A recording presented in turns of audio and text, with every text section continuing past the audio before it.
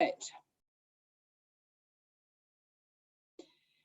so welcome along to tonight's tasting. We've been really looking forward to this tasting, not only an opportunity to catch up with Jean Chartron, but also to taste through his 2019 wines. We are delighted to not only be able to taste through them tonight, but to have Jean joining us to take us through the wines. So I think what I'll do is introduce you to Jean-Michel, and we will ask him to first of all tell us a little bit about Chartron and the domain, and then take us through the wines tonight. Jean, welcome.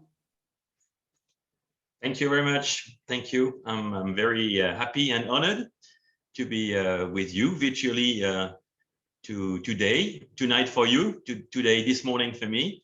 So that's the magic of the technology. So we are able to see all of us. So I hope that in the future you'll be able to cross the oceans and come and see us in Burgundy, in Puligny-Montrachet. I'm the 5th generation together with my sister. Alors, tiens, viens voir.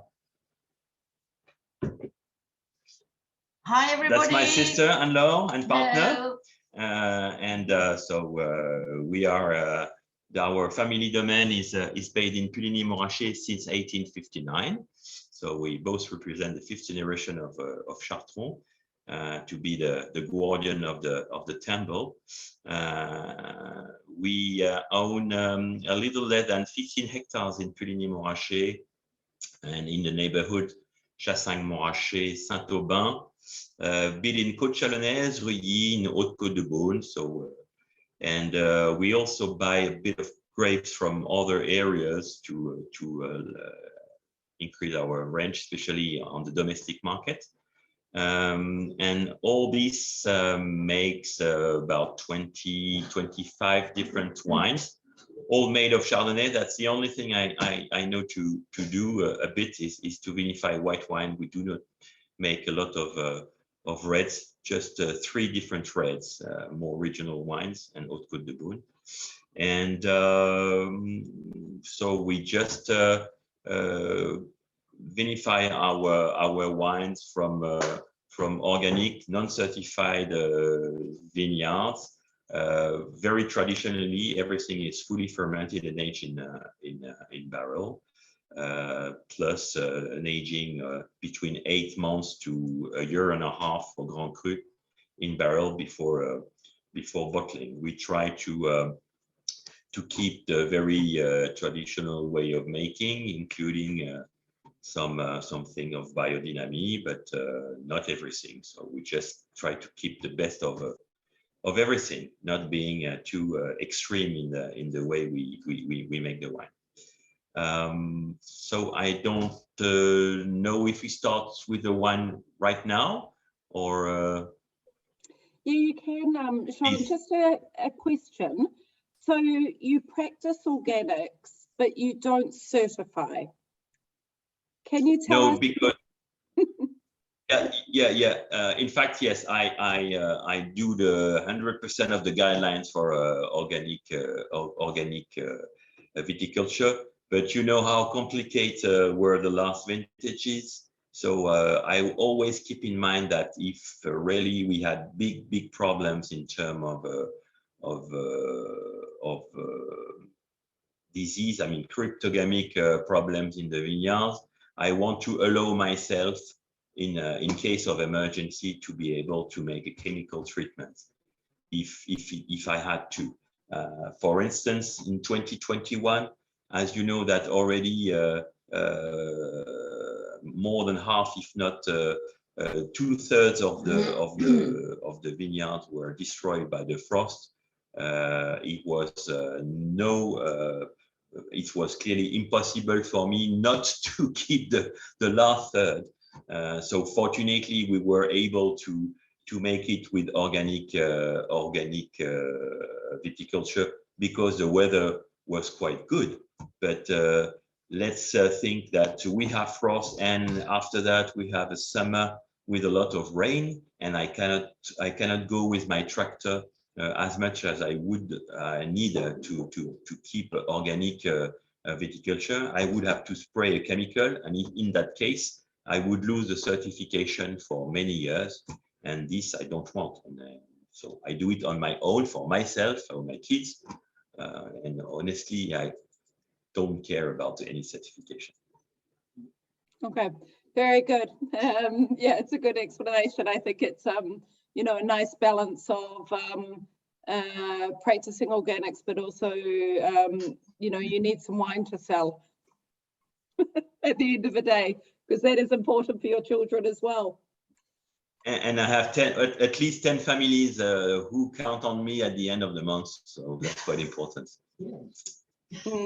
Yeah, good point. Good point.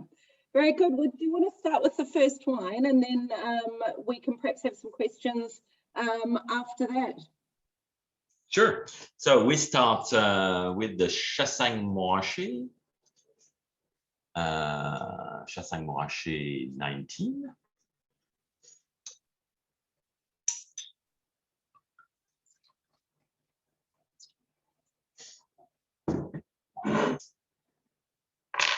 So, like you, I use Australian product, Wine Save. It's kind of argon, like you did. So it's quite useful.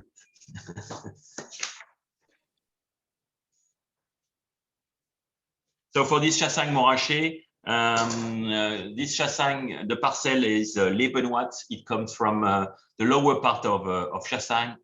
It's a soil which is with quite a lot of clay and chalk. So I would say it's also good for red and white. So it's if some know, it's near the hamlet of Morgeau, which is between Centenay and Chassagne Montrachet, and it's below the Premier Cru Morgeau. That's where we have our parcel. It's about half an hectare big, so 5,000 square meters. And in a normal year, I would make about between 10 to 12 barrels out of it. 19 was also quite a difficult year because of frost, and so I made 7 barrels from that. So it means a couple of thousands bottles. That's it. That was fully so that was harvested by hand, of course, with pickers, and then pressed and put in barrel the day after. When the sediment, when the big leaves are out of the juice, we have a clear juice. We put the juice in barrel. 20% of these barrels were new, and the rest of the barrels were maximum 5 years old. So we use them 5 times maximum before that. So it's a mix. The wines were fully fermented and aged in barrel during 1 year, and after that we racked the wine. And put it in a tank for a couple of months before the bottling. So the way I'm doing wine, I try to make wines which are more in finesse, in elegance. I don't like wines which are too big, too opulent. So this is why I only use 20% of new oak in that type of wine. Because for me, the best oak is the oak you do not mention. In fact, oak is there just to express the other aroma. It must not be the primary aroma. So I prefer fruit-driven, clean, elegant, and crisp wine with finesse, not powerful, not too opulent. Because the magic of our region is that. With one tool, with Chardonnay, we can express many different terroirs. And if you make a wine which is too big, too strong, then you would hide the own characteristic of each parcel, which is a nonsense for me in Burgundy.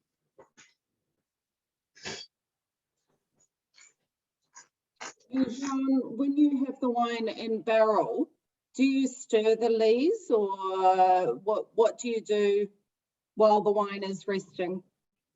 Okay, well, stirring the lees, I would stir the lees a little bit after the end of alcoholic fermentation, just to be sure that I don't have any sugar left in the environment.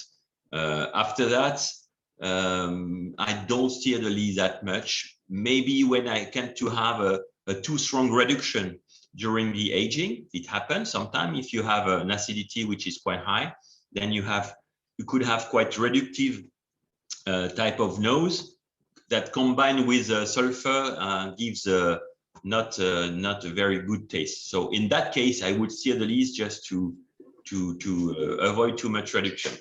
But after that, that's it. Because here again, by stirring too much the lees, then you are over reductive and you make wine which are too rich, too opulent, and that's not the kind of wine I like, to be honest.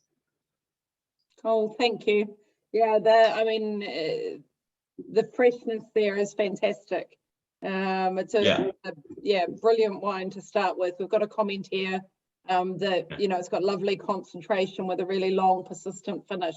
I think that's Thank you.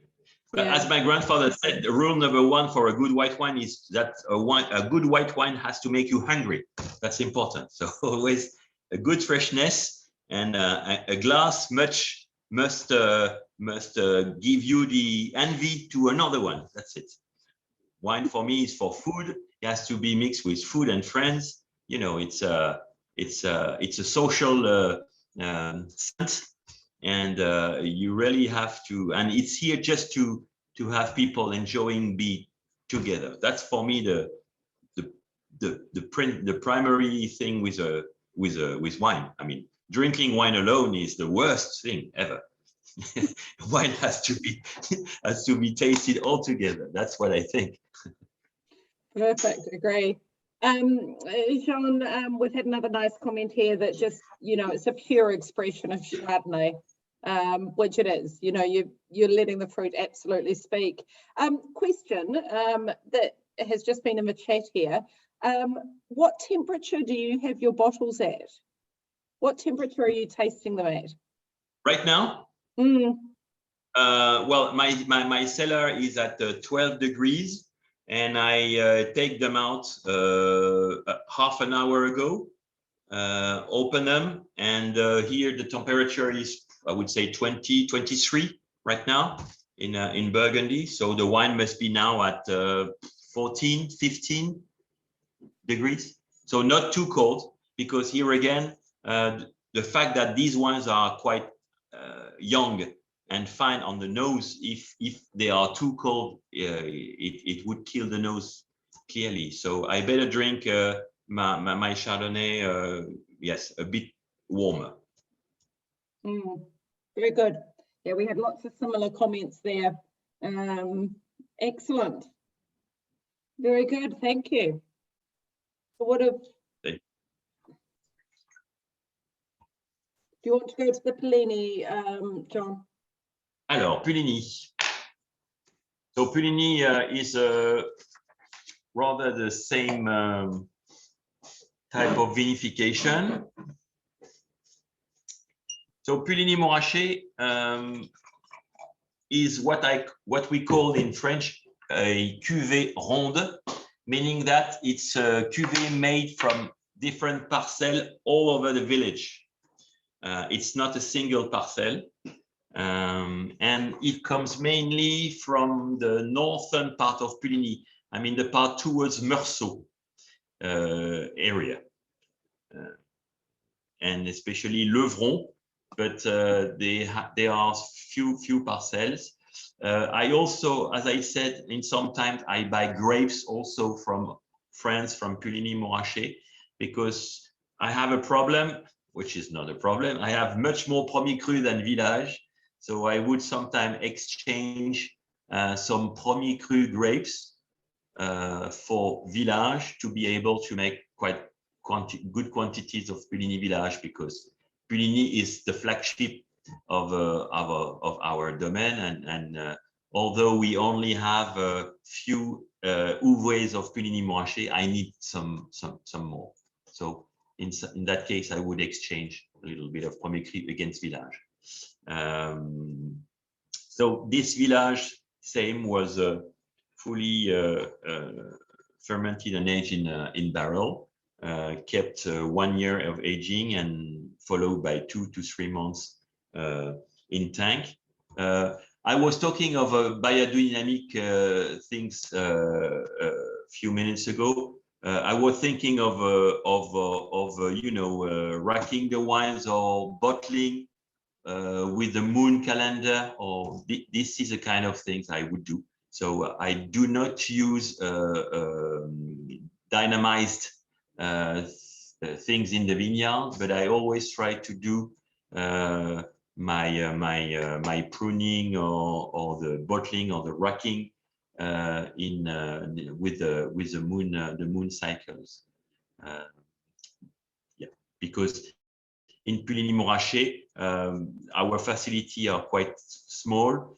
We don't have the cellar, deep cellar underneath, because the water table in Puligny-Montrachet is very close to the soil, and we cannot dig any cellar in Puligny-Montrachet like we have in Meursault or Chassagne.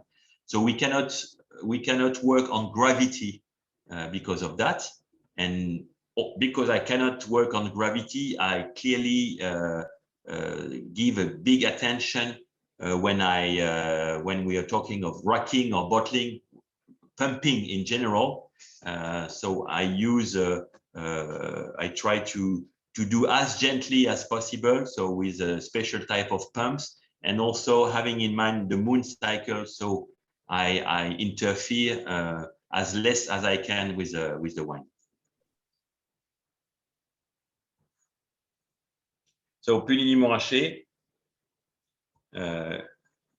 lovely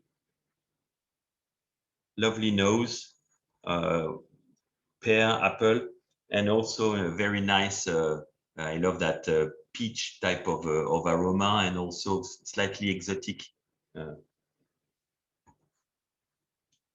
nearly mango a little bit.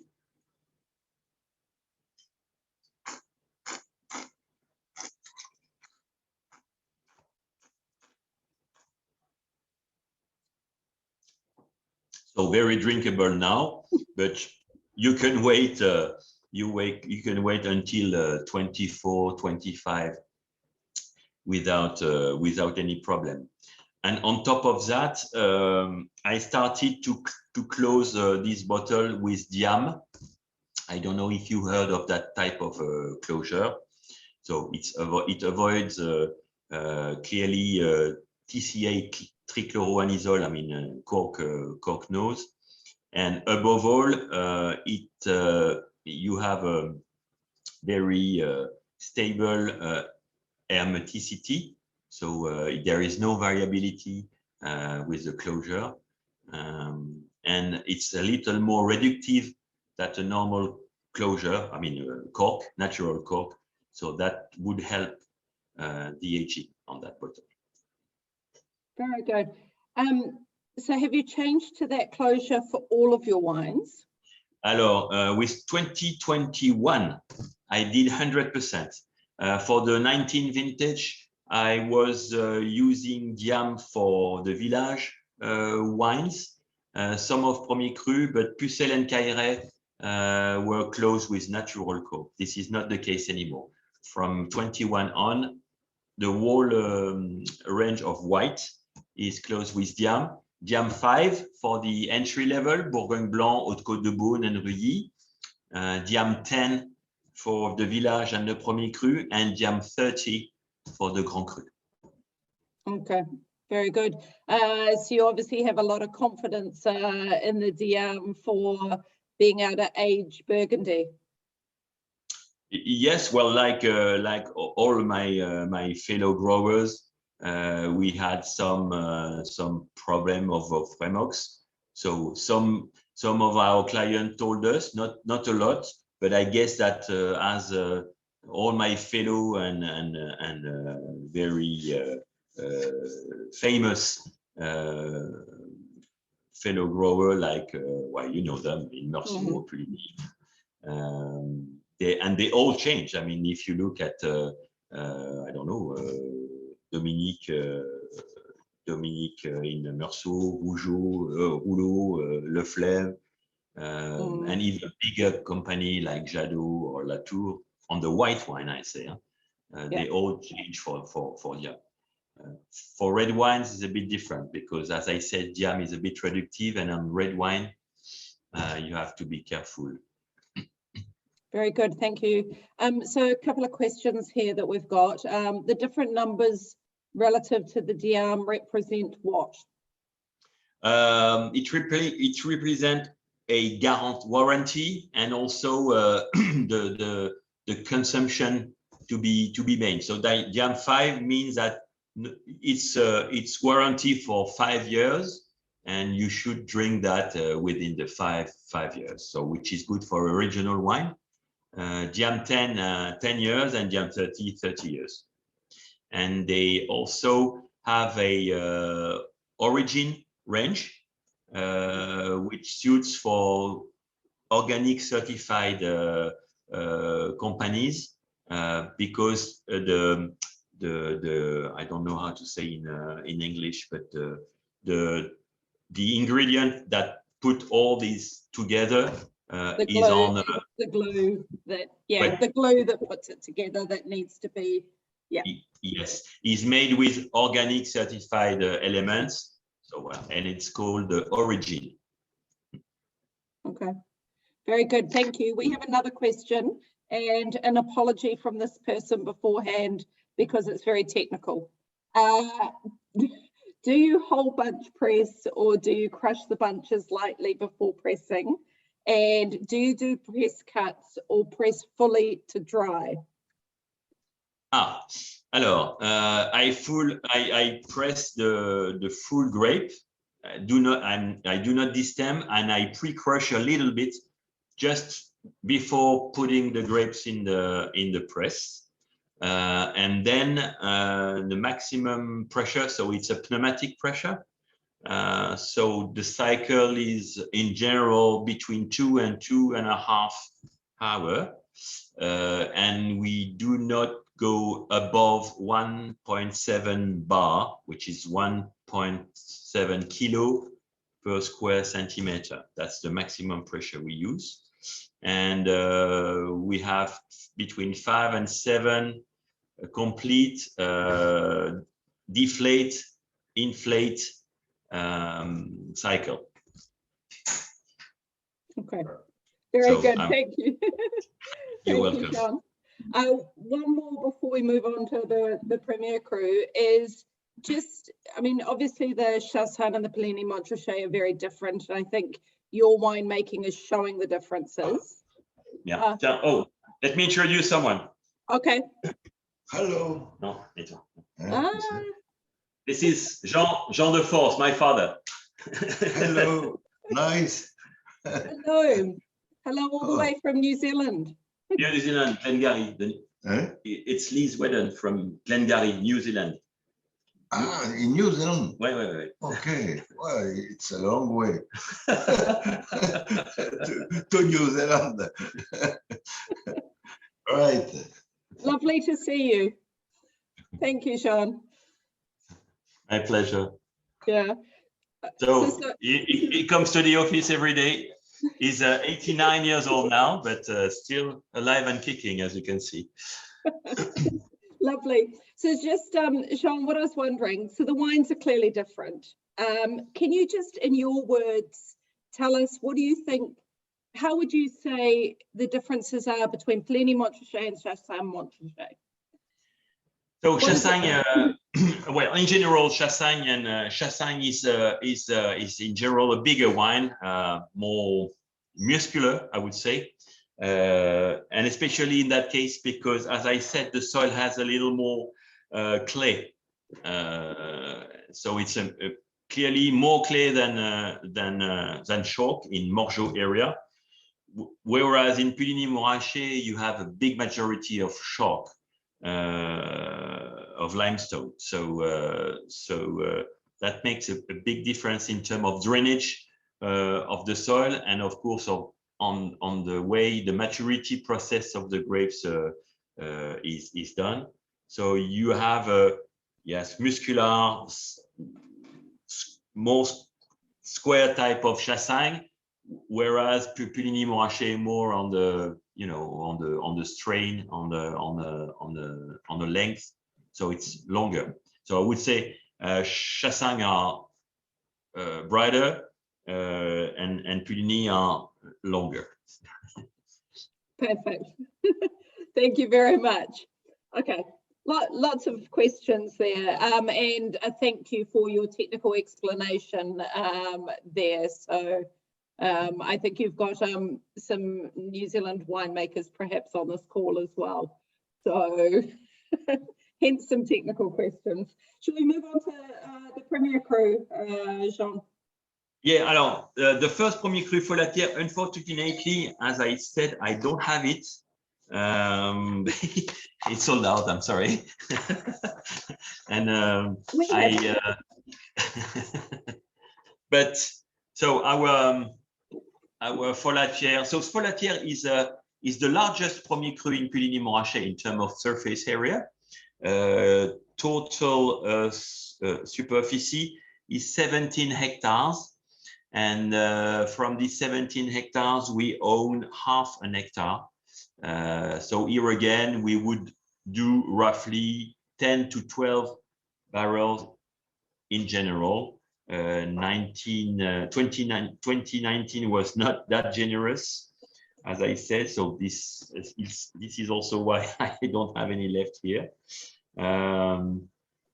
So in terms of winemaking, it's strictly the same as the two previous wine, except that we use a slightly more new oak barrel, about a quarter, because the wine has more flesh, more structure, and it can support a little bit more oak.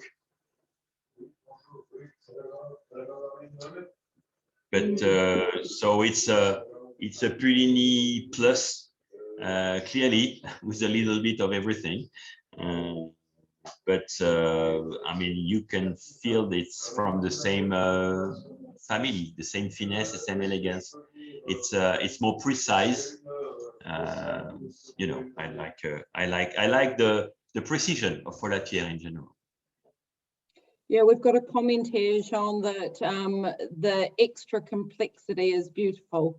And I think, you know, it's always fantastic, I think, when you move from a village wine up to the Premier Cru, and there's such a step up, you know, definitely a step up in complexity and character. And that's actually just the next comment that we've got come through, is that it's definitely a level up. Exactly. It's looking really good, by the way. Exactly. Thank you very much. I'm sorry. But, you know, and coming back from the way that I do not steal a lease not to make too big wines, is because of that, because especially when the wines are young, if I would steer the lease too much, you wouldn't see a big difference between the Puligny Village and the Folatière, because both wines would be quite big, quite opulent, and you would hide that difference that makes the Folatière beautiful, especially when the wine is young. And unfortunately, we drink our wines now quite young. That difference will be even bigger when you keep, if you are patient enough, try to keep this Folatière until 27, 29, and then you'll see a huge difference. So Jean, we've got someone here, it's Siobhan, I think, who has said that she's feeling very guilty drinking this in front of a winemaker who no longer has his wine to taste. You want to just explain, so you've had a lot of problem with frost. So 2019, what happened in this vintage, and why do you not have, I mean, 2019, some of your parcels, particularly your Grand Crus, are very tiny. Can you explain that to us? Yes, the tiny. Well, we are more gardeners than viticultors, in fact. So, as I said, so Folatière is very tiny. and we are, for each parcel, yes, we produce a very small, I mean, the number of barrels is pretty small. Even though my smallest wine in terms of quantity would be Montrachet. I do not own Montrachet, unfortunately, but I am able to vinify, and I'm very lucky, between a feuillette, which is half a barrel, you know, a smaller barrel, feuillette, or maximum a barrel. So between 150 and 300 bottles max in good year. So in 2021, I have no Montrachet at all. I was not able to make any exchange because I had no wine to exchange, unfortunately. So that's that makes the business in Burgundy a bit complicated this year. But fortunately, with 2022, well, it looks very promising. We have a wonderful season. The blooming has just finished right now, so we should expect a harvest this year, late August, so very early. But the vineyards are just beautiful. Look.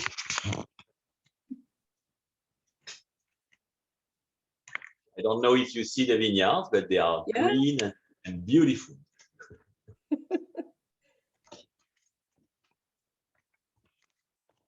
Very good. So, Jean, we have some more questions. The first one is, do you use the same barrels and the same cooperage for all of the wines? And are they the same toast or? No. On the contrary, I try to have. I've been dealing for many years with a minimum of 6 different coopers all around here, because in fact, I think that having different coopers with ups and downs in terms of making the barrels gives you finally quite an homogeneity of the oakiness through the years. Because having only one producer with a certain type of oak, then you would feel much more the variability of the barrel making.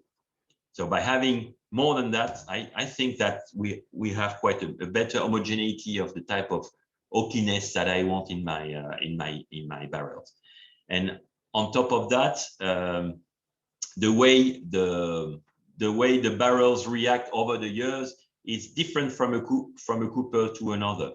So meaning that the 2, 3, 4, and 5 year barrels do not react as they would do for the first year, depending on the cooper. So for me, it's important to keep different. So I would use the local ones, Damy from Meursault, for instance, or François Frère from Saint-Romain. Seguin-Moreau also has a cooperage in Burgundy, although the company was created in central France. All the barrels are made with Central France Allier type of oak. And in general, I asked for fine grain, fine and medium toast. That's what I look. But I'm using more and more 500-liter barrels, especially on the entry level, on the Rully, on the Bourgogne Côte d'Or or Haute Côte de Beaune, because here the ratio liquid surface of oak is interesting, and in quite warm type of weather and harvest, you keep a certain freshness by using larger type of oak content, like the 500-liter barrels. Perfect. Very good. Thank you, Jean. Another question. Siobhan has a map of Le Folitaire in front of her, showing the gradient, and wants to know where your grapes come from on that Premier Cru. Okay. They are quite high on the hill. They are between Château de Puligny-Montrachet and on the right side is Domaine Monnier-Meursault. We would start mid-slope up to the top of the Folatière. Above, you have a drive, and then you have Claude Lagarenne. You have Garenne above. So yeah, between mid-slope and top of Folatière. Okay, very good. Jean, you were talking about organics and biodynamics before. So obviously with lots of different producers owning different parts of say, a Premier Cru, you can have people practicing different viticulture within one Premier Cru. How does that work? Everybody has these guidelines, and that's the magic of Burgundy. I mean, we are all neighbors, and we do as soon as you follow the large guidelines of AOC Puligny-Montrachet. And here again, I'm the guardian of that because I'm the president of the Grower Association in Puligny-Montrachet. So I mean, I leave people doing what they want as soon as they follow the guidelines, the general guidelines. I would be very, I would pay attention, especially when they do some work on the soil, you know, taking out vines, terraforming the soil. That's kind of thing I pay attention. But for the rest, they are external auditors of these guidelines. So each producers are requested samples. The vineyards are visited by the BIVB or by certification organism to be sure that everybody follow these guidelines. And if there is a problem with some grower, it happens sometimes, and their wine cannot just be labeled Puligny-Montrachet. That's it. The wines are not AOC anymore. Okay. Yeah, we've just had another question that's very similar in that, you know, if you're practicing organic and your neighbor is spraying, then how can you be organic? Because the spray would travel. Yeah, you're right. You're right.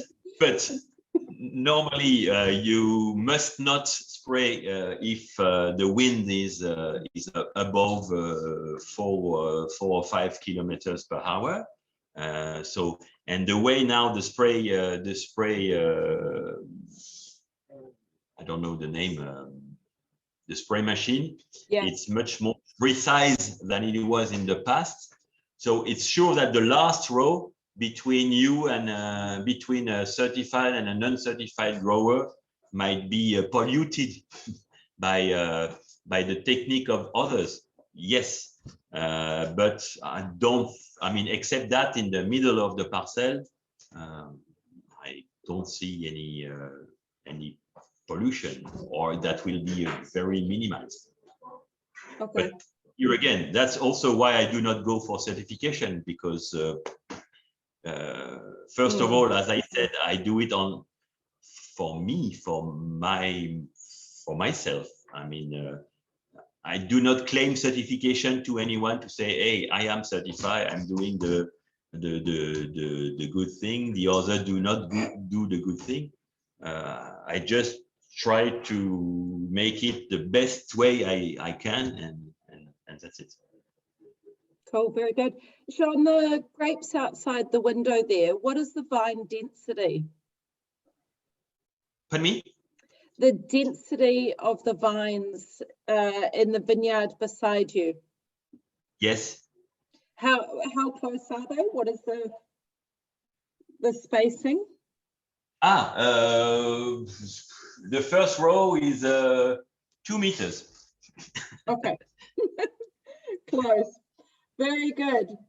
So do you want to take us through what have we got next? We've got Clos de Pucelle next. Clos de la Pucelle, indeed, yes. So Claude Lapucelle. Sorry? You have that Yes. wine, yes. Yeah, I have a big sample.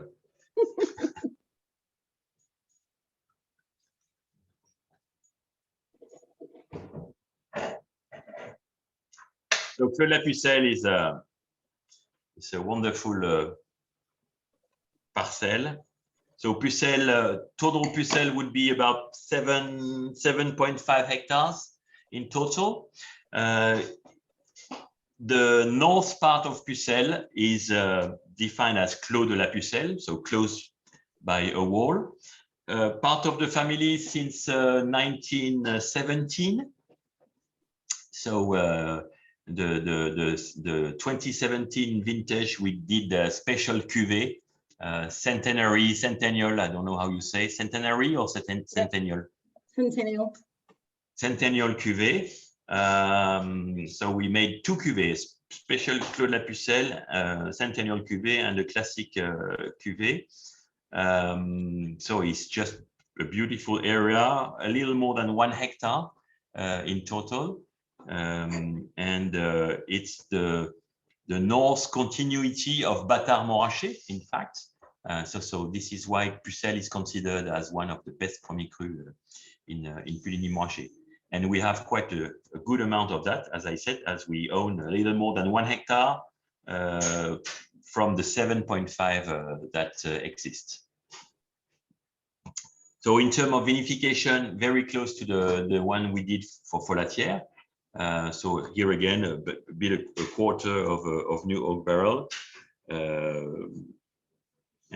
So it's very seductive, very charming type of nose. I just love that. And Pucelle being at the lower part of the hill, you have a deeper type of soil. So you have quite a good structure of wine. Very ample. So this, I mean, it's beautiful now, but if you keep it for a few years more, that will be even better.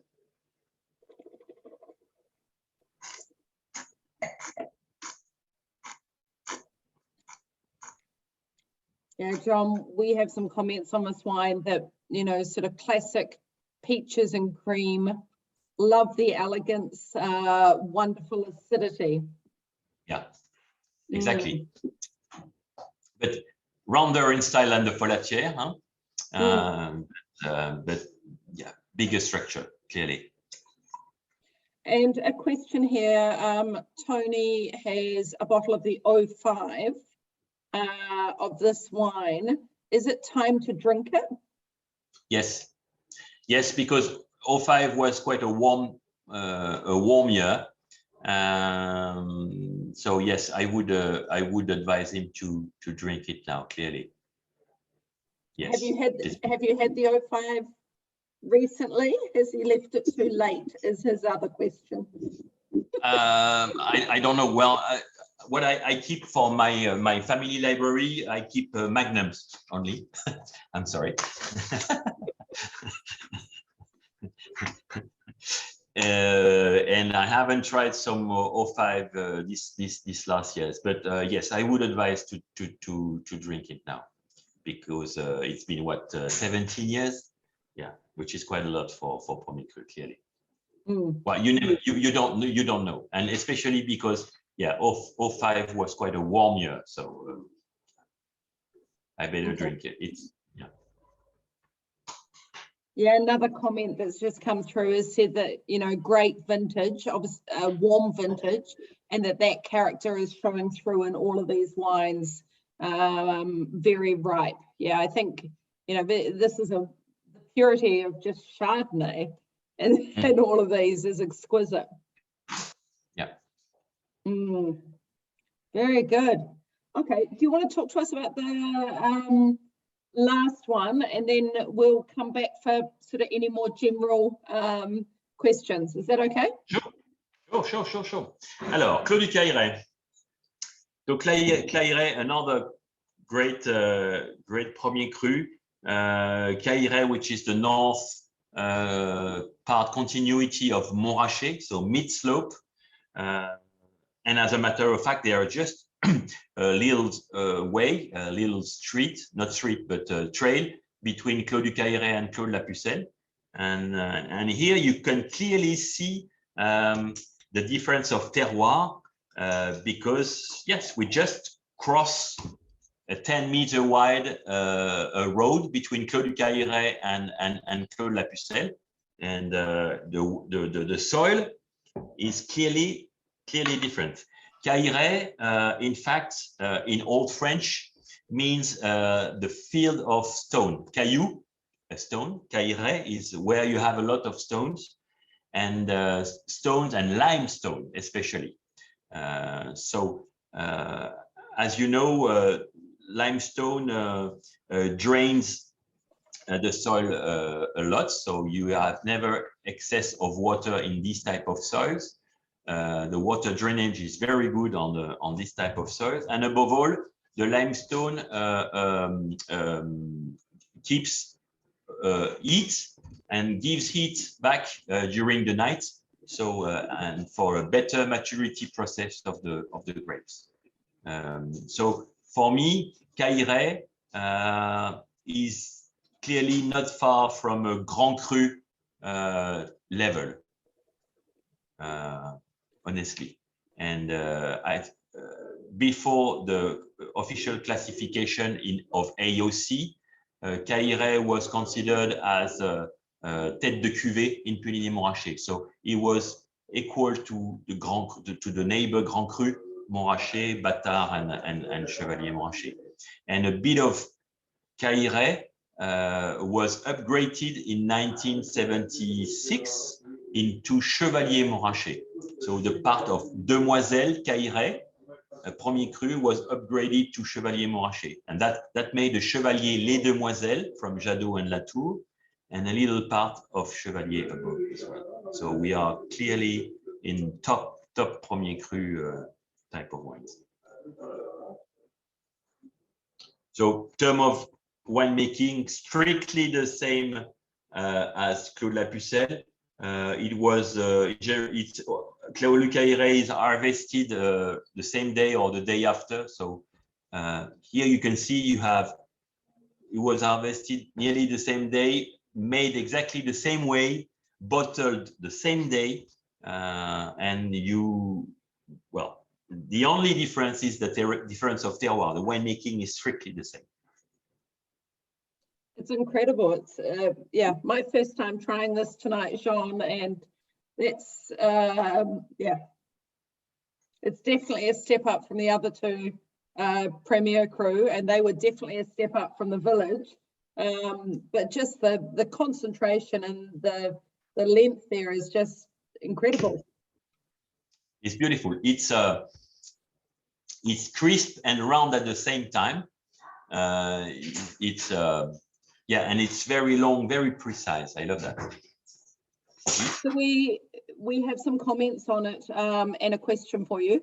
So the comments are that it's totally harmonious, it's very perfumed, it's perfectly balanced, and you can smell the limestone on the Cailleret. It's lovely. Yeah. So yeah, lots of fantastic comments. The first question here, and if anyone's got questions, please do throw them in the chat so that we can have some more questions now. What is the average vine age in the vineyard? I would say my age, around 50. Average. Average, okay. And is there much variation across the vineyards? Like, do you have some parcels that are older?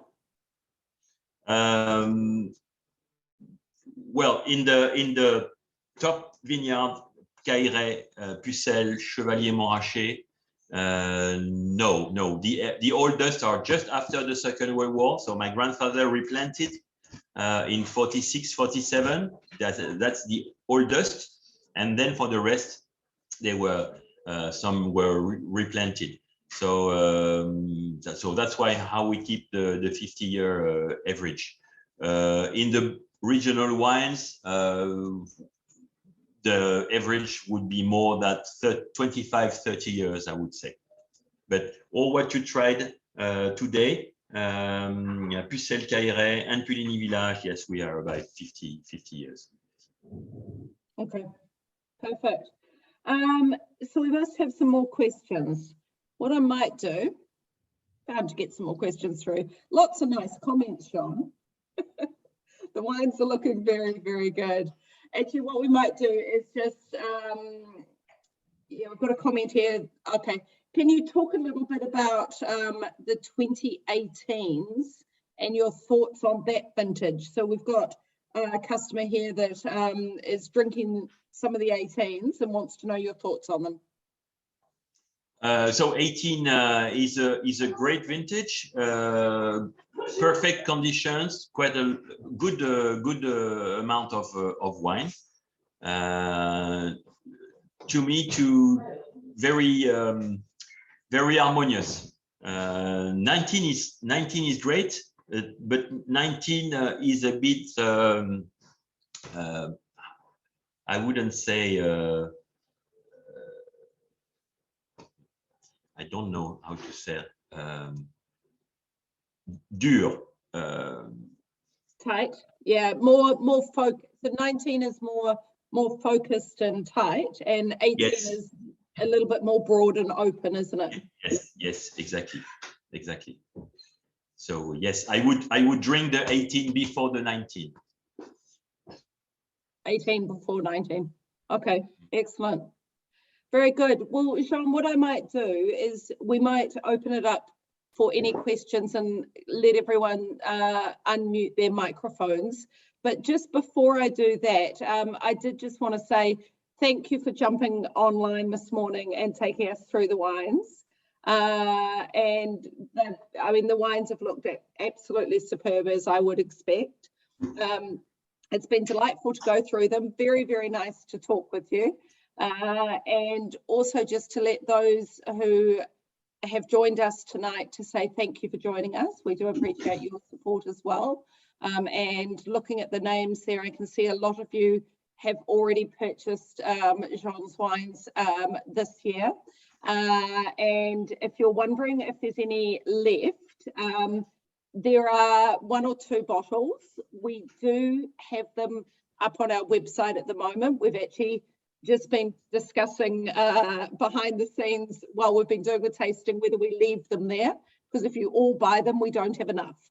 But what we'll do is we'll leave them there, and we may need to just allocate and share. So if you're interested, they're up on the website.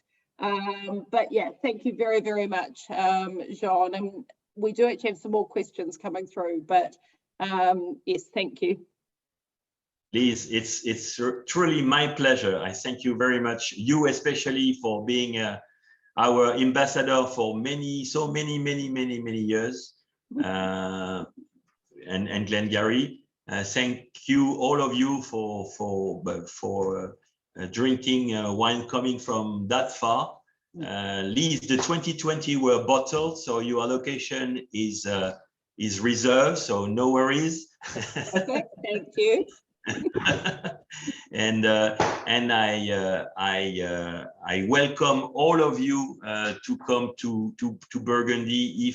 If you come to Europe one day, please do not hesitate to come and see us. And I'll show you how tiny our gardens are. And I will be delighted to welcome you all if you happen to come to Burgundy. I know it's quite far.